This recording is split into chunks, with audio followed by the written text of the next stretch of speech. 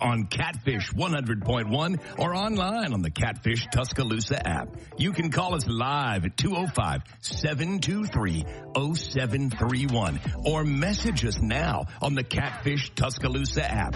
Here's Lisa and Johnny. And welcome back to the Noon Show, everybody. Thank you for being part of Fun Radio right here on FM 100.1. This is where the community comes together, and we just tap all kind of wonderful sources and information and initiatives. Sunshine, we have a great time. We do, and I am so excited about our incredible show guest today. Yes. So if you're just now joining us on the Noon Show, our guest today is David Oliva. He is the host of a podcast called Concentrating on Chromatography. David's podcast focuses on analytical chemistry, chromatography, mass spectrometry, and the science behind things like medicine, food safety, environmental testing, and public health. Today we're talking about why science communication matters and why helping people understand research and innovation is more important than ever. David Oliva, welcome to the Noon Show studio, at least virtually via Microsoft Teams. Johnny and Lisa, it's so great to be here with you both. Thank you so much. Nice to meet you, David. I heard so many good things about you and your podcast, and this is going to be really interesting, I think. Absolutely. Yeah, because science communication's really important. I mean, and that's one of the things that Lisa and I are trying to help and learn about. So it's very timely that you've come to visit. I agree. Now, one thing I've noticed all along is that your audience is a little different from ours. Our audience is, someone who would tune into FM radio will say, like me, on an everyday basis. But your audience is really the researchers, right? Yeah, the researchers, and I would say there's a focus on undergraduate students who are studying chemistry, science in general, and they're being exposed to a lot of interesting topics.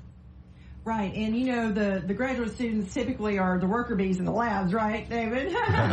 and finding out all kinds of things. But I'm wondering, right off the bat, what made you realize that scientists and analytical chemists, and we'll add to that, graduate students, needed a platform like this? Absolutely. So in my day job, I'm the General Manager of Organomation, and we're a manufacturer of instruments that are used to prepare samples for analysis. And one of those main types of analysis is tandem chromatography, mass spectrometry. And I attend a lot of academic conferences where students are there presenting their work.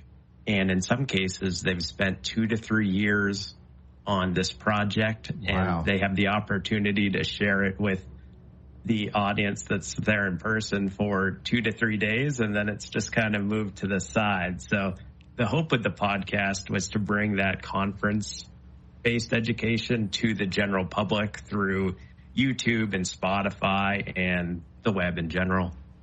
So typically when you're talking about the graduate students and the work that they'd be doing, are they typically presenting this information in a talk or is it normally a poster presentation or both?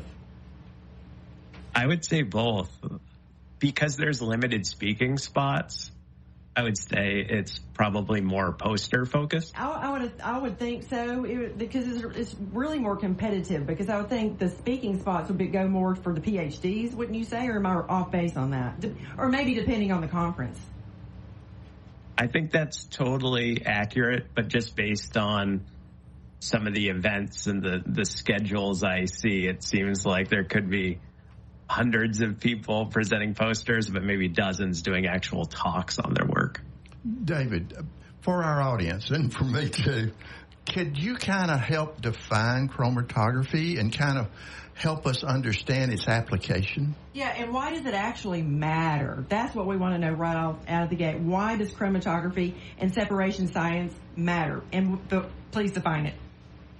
Absolutely. So I think a good example is coffee. When you're brewing coffee, you're separating compounds. There's flavor molecules, caffeine, and acids, and that's separated from the ground beans using hot water as the carrier. Okay. So chromatography does something similar, just with more precision and control. And that separation of those components, that's how a toxicologist could find a drug in a blood sample, or how a food safety lab might find pesticide residue in produce. Okay. It's those sort of separation techniques that impact us all on a daily basis. That's a good way to define it. I can understand that. Yeah, so isolating those components and being able to identify them would be critical in research, right? Absolutely. Yeah, it's separation science is key, especially in a lot of important environmental applications that, again, impact us all on a daily basis. Does separation science kind of apply to all research in a way? In some ways, chemistry is just so broad, and I'm reminded of that at some of the general conferences I go to, where it's mostly focused on organic and environmental chemistry. Okay, that makes sense. Okay. Yeah, so honestly, the problem for the people doing the work, we're talking about the researchers, the graduate students, and then the people affected by the work are often living in two different languages. They would say, I mean, I don't speak science, or do you know what I mean? So tell us a little bit, David, about why is it important for everyone like, I would say the person on the street like me, because I'm just an average Joe citizen. Why do I need to understand science? Why is science communication important? I think a lot of the hot topics impact all of us. And just for example, GLP-1s. I saw a CNBC article recently that says as many as 1 in 8 Americans are taking one of these drugs. Wow, that's incredible. Yeah. So the idea that what's going in to these drugs, how are they being analyzed for safety? These are substances you're putting in your body on a regular basis. So it would be best to educate yourself on some of these very important items. And that is true. And I like that you chose that word or that way of phrasing it. It's best for people to educate themselves. Now, do we mean just Google it? I don't know. It depends. Be careful of the sources that you trust, because quite frankly, the people that may be the loudest may not be the most reputable. What we champion is the peer-reviewed research. Could you speak a little bit about that, David? Yeah, peer-reviewed research is critically important, and luckily, each area that I focus on in terms of the types of chromatography being done seem to be tight-knit communities where they're all helping each other on related projects. And you have, for every poster or presentation, there's an interaction between several universities or agencies that are verifying each other's work and putting together a collective presentation, so you know that you can trust the work that's being done. That's right. So there's basically they have their own watchdog community. That's how I've always envisioned it. I know that because we've talked to a researcher in the studio before about, for example, the are you familiar with the archival quality research lab notebooks? Okay. Mm-hmm. Yes. So I'll tell you, when I first started at the university out here, I thought, why in the world would they spend so much money when we're always being told, watch the budget, be a good steward, and I was the soccer manager, and I had to, so you need to be careful and buy what's important. Well, why are we spending so much money on this? Well, here's the answer. Because they write down, and it absolutely you do not doodle in these notebooks. You write down the process and your findings, and that is whether it fails or succeeds. They're both equally important. The failure is important because we're not going to do that again, and also the failure is something we can learn from, and maybe it sparks interest or inspires us on a different path, or maybe even the correct path. And and I was asking a researcher lately, because I've been retired a couple of years.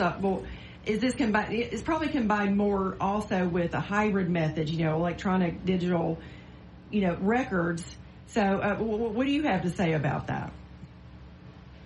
Yeah, absolutely. In some ways, we only hear about the successes. That's what gets into the long papers and the poster presentations, but there's so much hard work and long nights that go into each one of those projects, and a lot of failures for sure. That's right. If you don't document the process, it's like it didn't happen in a way, because a lot of times people are working, it's supposed to be at least two people in a lab. There are rules about that, but they still might be working across the room from each other in a sort of in their own capsule. It can be get a little, lonely, but you've got to transfer that information. But let's pause that for now, David. We got to pay some bills, but before we go, David, I'm going to ask Johnnie a question. So, Johnnie, employers today are looking for more than just a degree.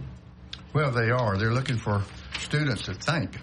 Yeah, and they're also looking for employers, right, for more than just a degree.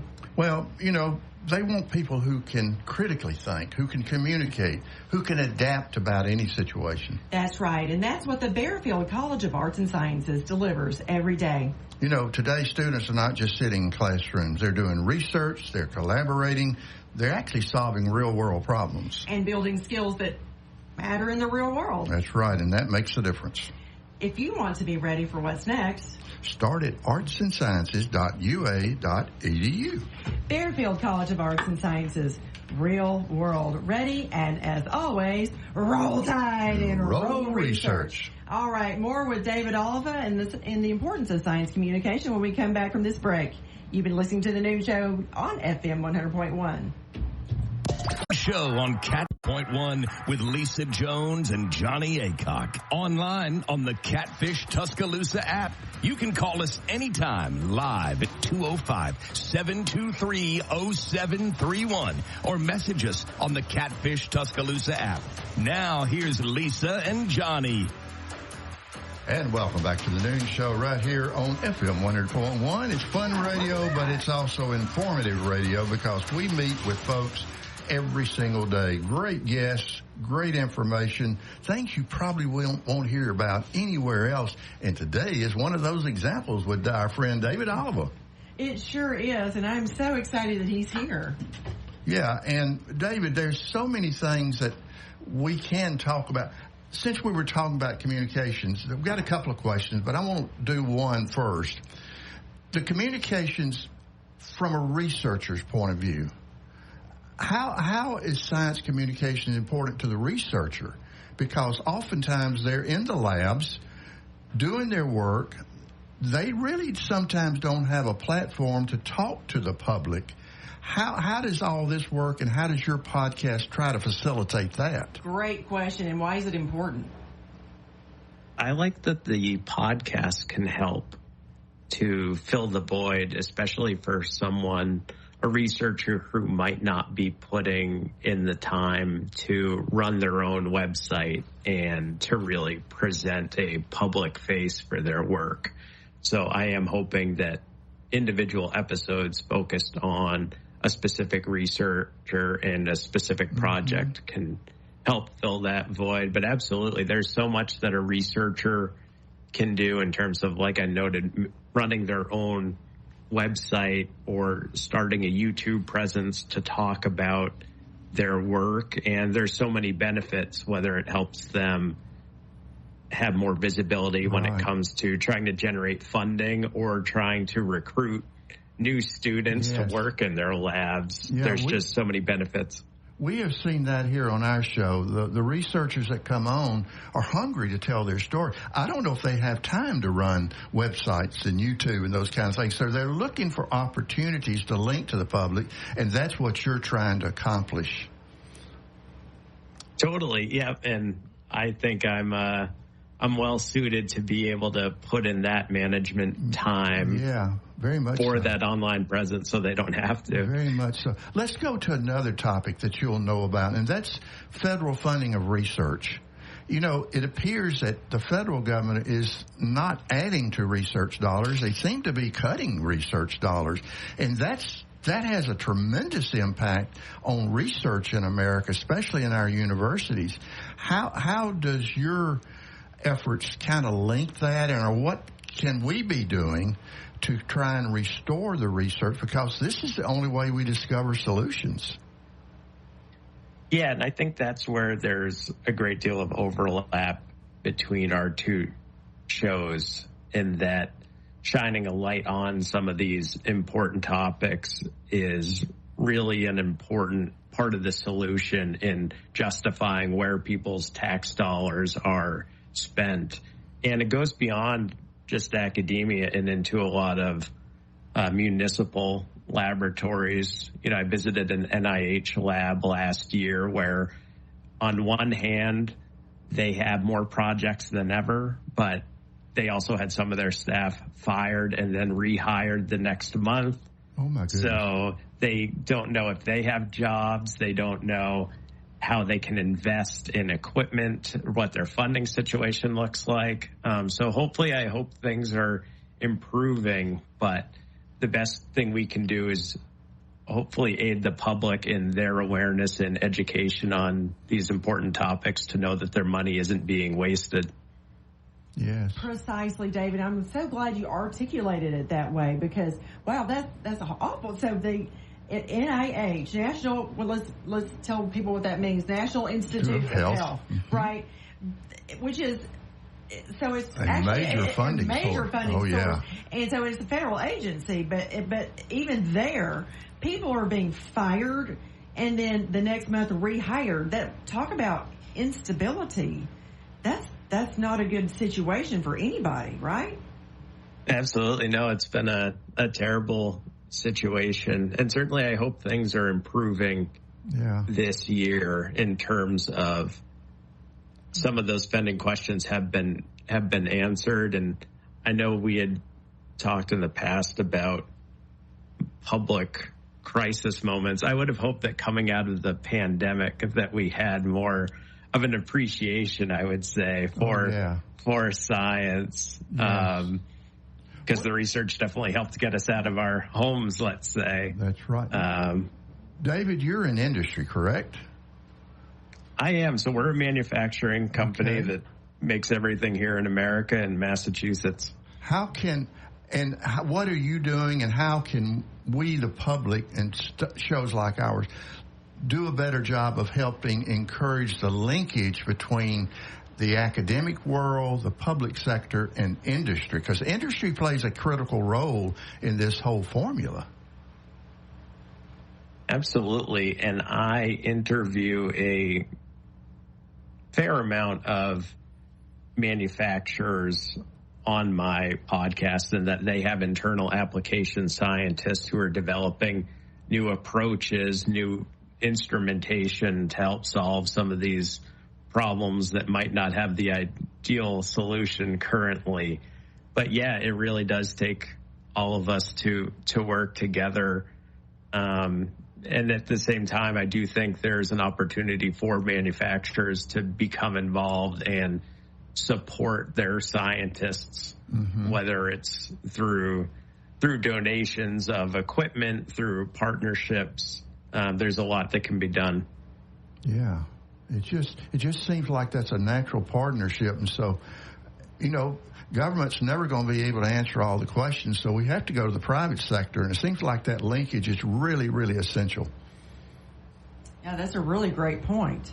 So I would like to know from you, David, though, if someone is listening and thinking, I'm not a scientist and this doesn't involve me, what would you say to them?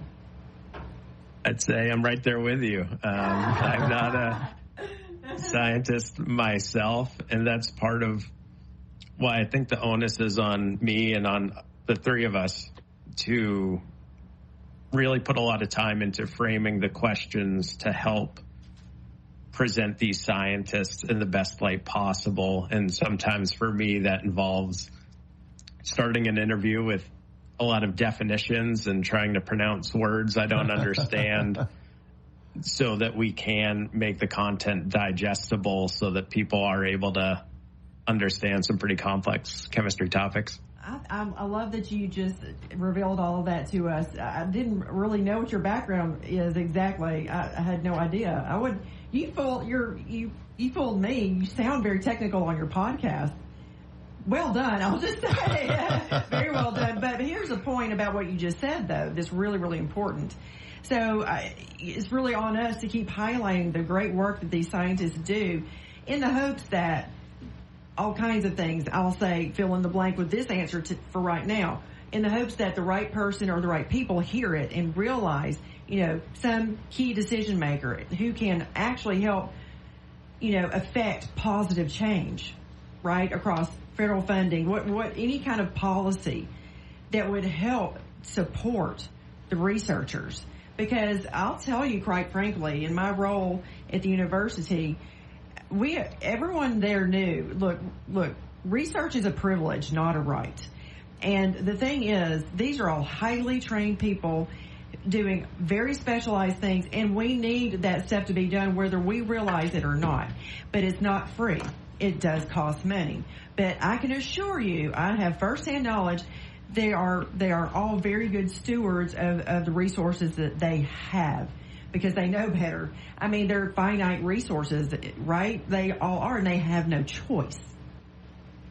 Yeah, and an amazing guest that you had referred to me was Guy Caldwell. Oh, yeah. Where he and his wife had massive funding issues for their lab and their department, and they were still paying those students out of their own pocket, which is an amazing story, and it's important that we both highlighted that. Yeah. And I really appreciate that we have this partnership, and thank you for giving our researchers another platform to highlight their incredible research. And thank you for bringing up Dr. Caldwell. Shout out, by the way, to Dr. Guy and Kim Caldwell. But yes, he told me the amount of the check that he and his wife wrote just to support their graduate students over the summer. Yeah, just this I'm summer. not going to say, but it's alarming. Even though they're very well established, it's not sustainable. It's just not sustainable. And they do research in the area of Parkinson's. Nobody can tell me that's not important. Yeah, exactly. I mean, really, what's more important? Well, he had such an influence on our whole show because he opened up the window to the issues affecting our researchers. And I want to go back again, David, that this is where discoveries are made. This is where solutions are found for many, many, many issues that affect every single one of us. This is about human life. It's not just about doing research. And totally. Yeah. I mean, there's so much work focused on critical diseases, and this is really academic research is where all those answers come from at a groundbreaking level. Right. And then you talked about the partnership, Johnnie, with commercial science. Then it's somewhat commercialized into whether it's kits or repeatable processes. Yes. And that's what the laboratories around the world really use, whether it's your blood sample from your annual physical or it's your water test that goes to a local testing company. Yes, and I want to talk about more of this when we come back. But Sunshine, sure. Like you said earlier, we got to stop just for a minute and pay a few bills. With Lisa Jones and Johnnie Aycock on Catfish 100.1 or online on the Catfish Tuscaloosa app. You can call us live at 205-723-0731 or message us now on the Catfish Tuscaloosa app. Here's Lisa and Johnnie. And welcome back. Companies, There's David. Welcome back. We got David Oliva with us today, having a great, matter of fact, a very important conversation. We're going to get back to that right now because thank you for joining us, but I hope you're learning today. And David, let me go to something you've actually mentioned several times. We've talked about it all the way through but we've got policymakers listening to our show today. We've got community members. We got business folks. We got educators. We've got university researchers that listen to our show, which we're obviously very grateful for. If you needed to send one message or two messages today, what would it be? Because you're really opening our eyes to the importance of the community, and I mean the public in general, understanding what is going on in science today around not only our community, but the nation and the world. What's the message that you need to send out to get someone's attention? I would say that some of the resources are few and far between, and I wish there were more people like ourselves, honestly, helping to highlight this research. But these resources are out there. I would certainly encourage people to look on YouTube and through reputable sites online, because this content is out there. It's just not as visible as we would like. And again, it's focused on topics that impact our daily lives. Yeah, it really does. And again, it's a pleasure to get to know you and hear what you're doing, because we're taking inspiration from it around here. Well, and I'm curious, I believe your podcast has only been around for a little over a year, right, David? Yeah, I started in 2024 in terms of recording, and I'm up to about 65 episodes, I believe. Okay. Do you know of any other podcasts like yours that even come close? There are some that are also manufacturer focused.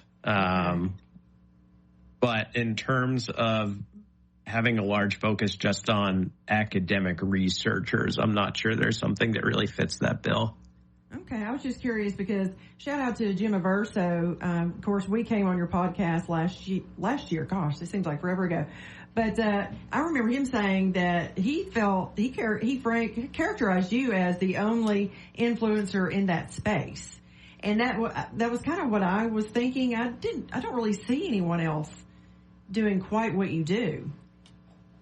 No, not in this format. I mean, I think it helps that I'm exposed to a lot of different areas because, as we touched on at the beginning, separation science is used in so many different types of laboratory applications.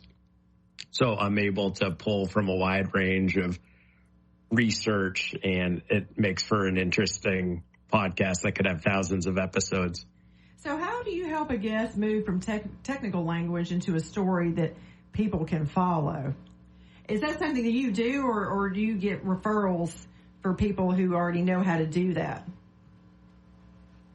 No, I think for most of the people I have on, it's their first podcast, and they may or may not have done any interviews in the past.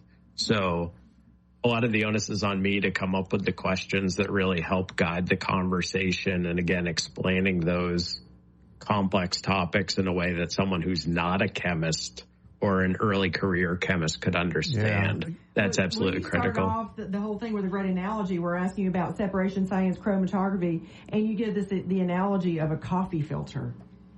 That's illuminating. Those are the kinds of examples that we need, to actually really help land the point. Everyone knows about coffee filters, right? I want to take it one step further because you opened an important conversation, Sunshine, and my experience over the years, I've been in the economic development arena for years and years and years, the business arena, and there's always been this lack of understanding between education and business. There's a communication gap. Always has been. There still is.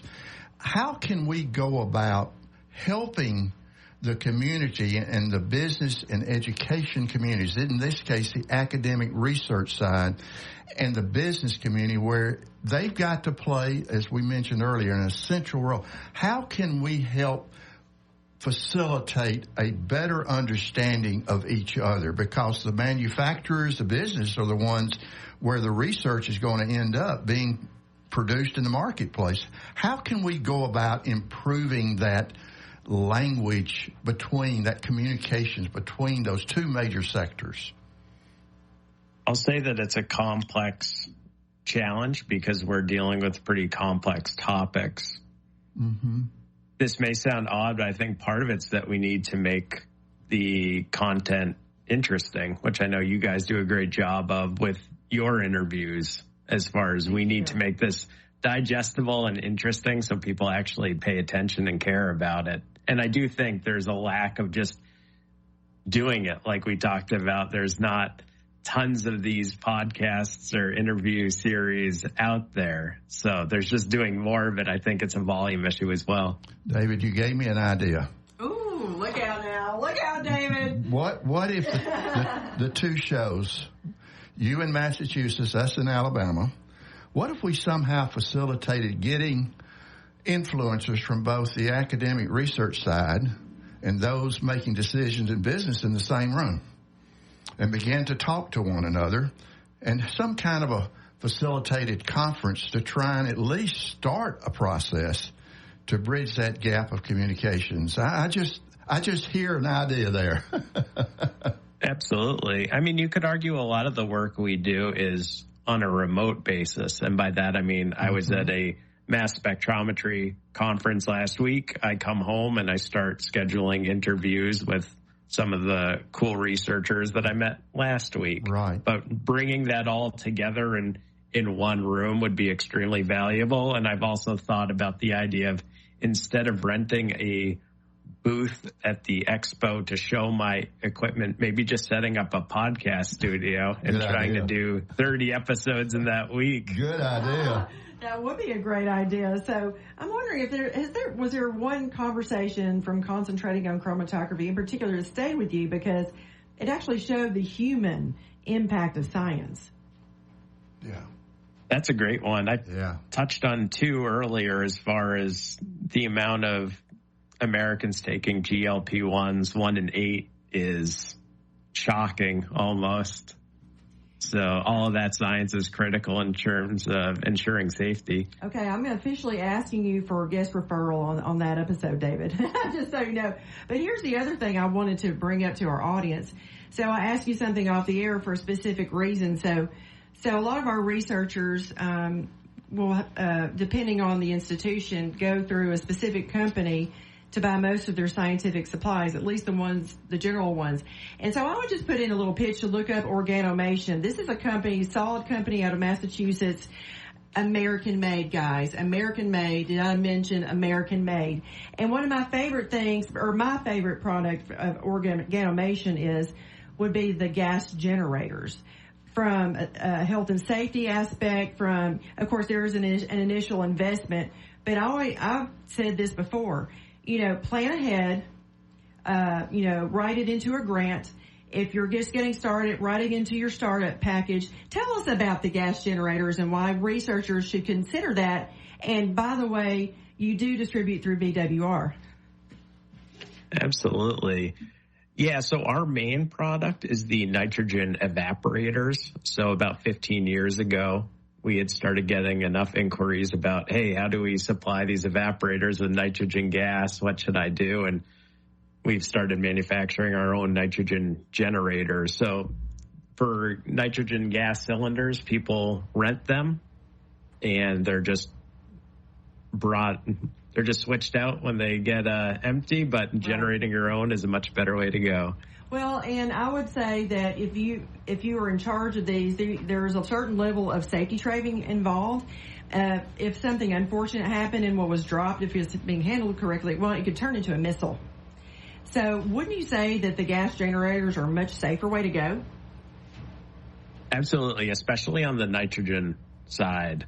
There's some concerns regarding hydrogen generators where there's a bit more planning involved, but for nitrogen generation, it's much safer. And I see some labs where this was a old downtown location in Los Angeles where they didn't have an elevator and the staff was carrying gas cylinders, which are 4 feet tall and heavy, up and down flights of stairs. And it was an OSHA disaster. Nightmare, like an OSHA nightmare.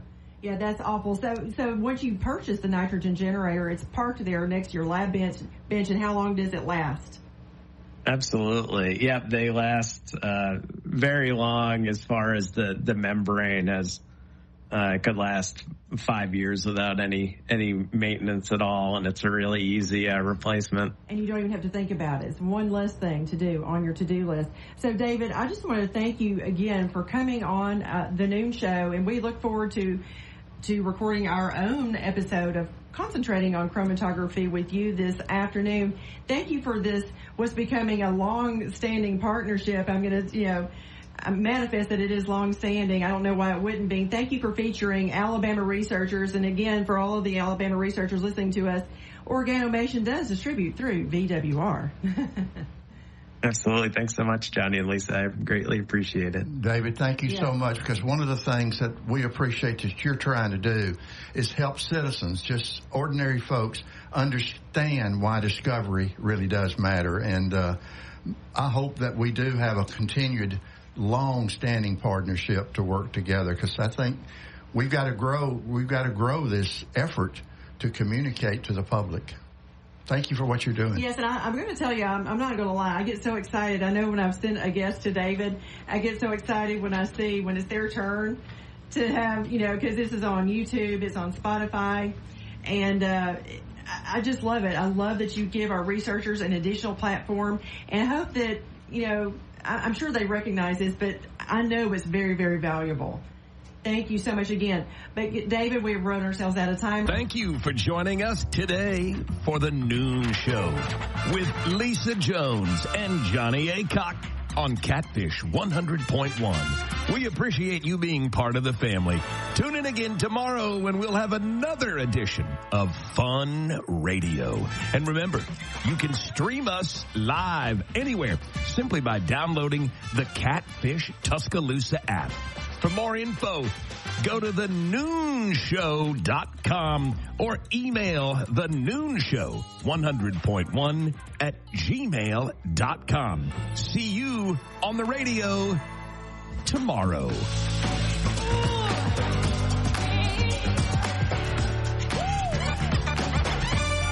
The Noon Show is an exclusive production of Aycock Productions and Catfish 100.1.